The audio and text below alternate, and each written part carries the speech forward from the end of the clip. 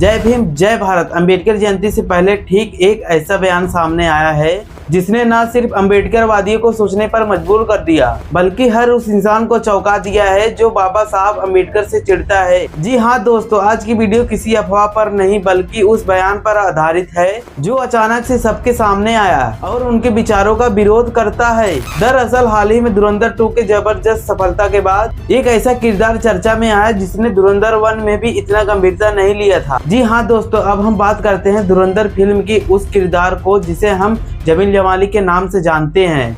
दरअसल धुरंधर फिल्म की सफलता के बाद प्रेस कॉन्फ्रेंस में उन कलाकारों से सवाल जवाब हो रहे थे। उसी दौरान एक ऐसा पल आया जिसकी शायद किसी ने कल्पना नहीं की थी। जो हमेशा तारीफ को लहराने वाला किरदार अचानक से इतने बड़े देश के सामाजिक मुद्दों पर बोलने लगे तो इस बात की चर्चा होना लाजमी है। और यहीं से शुरू होता है वो बयान जिसने पूरे देश में हलचल मचा दी। लेकिन दोस्तों, जमील जमाली का यह बयान सुनने से पहले हमें ये बात समझना होगा, क्या ये बयान सिर्फ एक फिल्मी डायलॉग था या फिर एक ऐसी सोच जिसे सालों से दबाया गया था। और आखिर क्यों जमील जमाली का यह बयान इतना बड़ा बन गया और क्या आज भी एक फिल्म का किरदार समाज को आईना दिखा सकता है। इन सभी सवालों का जवाब पाने के लिए वीडियो को अंत तक देखें। तो चलिए बिना किसी देरी के वीडियो को स्टार्ट करते हैं।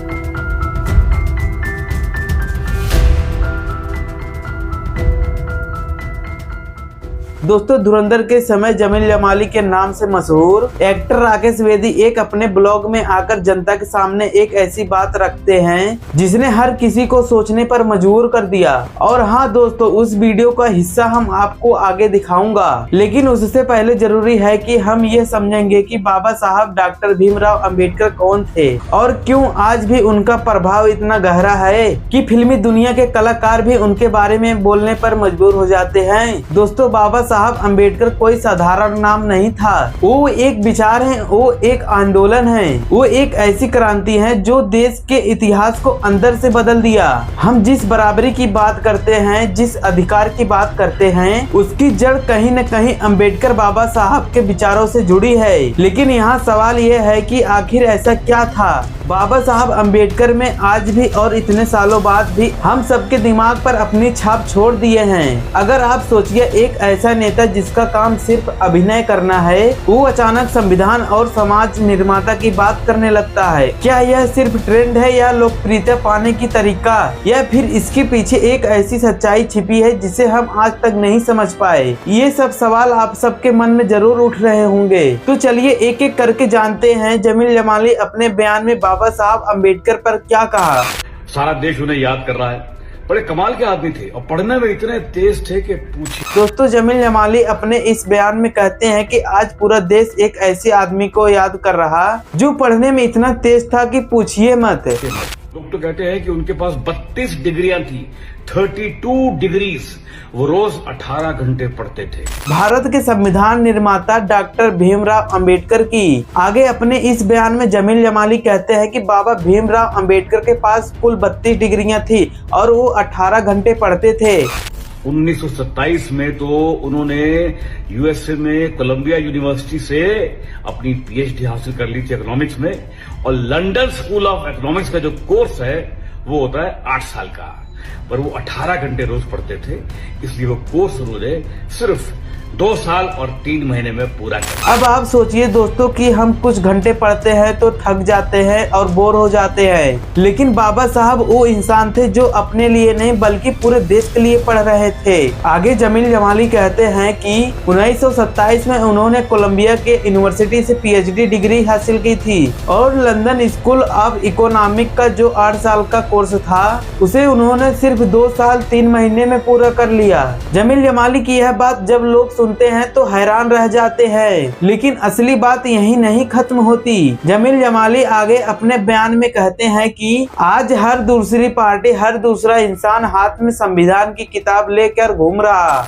आजकल देखो हर दूसरी पार्टी उनका जो संविधान है हाथ में लेके उसकी कॉपी घूमती रहती है।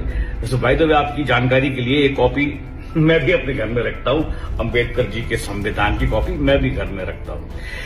लेकिन अफसोस की बात तो ये है कि हम बड़े लोगों की जयंतियां तो मनाते हैं पर उनकी बातों को फॉलो नहीं करते, उनकी लाइफ से कोई सबक नहीं सीखते। मैं खुद अपने घरों में संविधान की कॉपी रखता हूँ, लेकिन अफसोस की बात यह है कि हम लोग जयंती मनाते हैं लेकिन बाबा साहब के बातों को फॉलो नहीं करते, उनकी लाइफ से कोई सीख नहीं लेते। क्योंकि अम्बेडकर जी जो है वो जिंदगी भर हरिजनों के लिए लड़ते रहे, दलितों के उद्धार के लिए लड़ते रहे और जो पिछड़े लोग हैं छुआछूत के लिए वो कोशिश करते रहे। लेकिन हम आज भी वही अटके हुए हैं, हम आज भी दलितों में यकीन करते हैं, हम आज भी हरिजनों को परेशान करते हैं। हम लोग बस उनके लिखे संविधान की कॉपियां हाथ में लेकर घूमते रहते हैं, उनकी बातों पर ज्यादा यकीन करने में हम विश्वास नहीं रखते।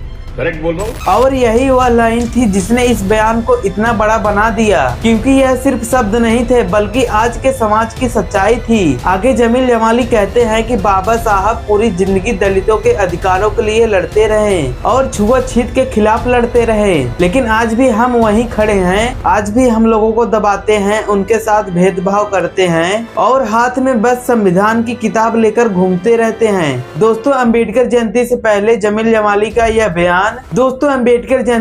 जमील जमाली का यह बयान हम लोगों को सोचने पर मजबूर करता है कि क्या हम सच में बाबा साहब अम्बेडकर को मानते हैं या सिर्फ दिखावा करते हैं। इसका जवाब हमें कमेंट में जरूर बताएं। वीडियो पसंद आया हो तो वीडियो को लाइक करें और चैनल को सब्सक्राइब करना बिल्कुल मत भूलना। मिलते हैं अगली वीडियो में, तब तक के लिए जय भीम, जय भारत।